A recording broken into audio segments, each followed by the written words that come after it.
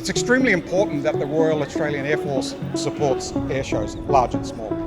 We are here as part of the ADF presence, showcasing our joint capabilities.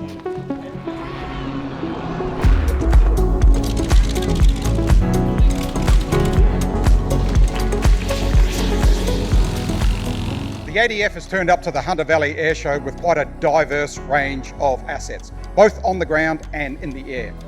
On the ground here, we've got the band, the balloon, we've got Defence Force recruiting, even one of the Navy simulators. In the air, we're showcasing joint capabilities as well.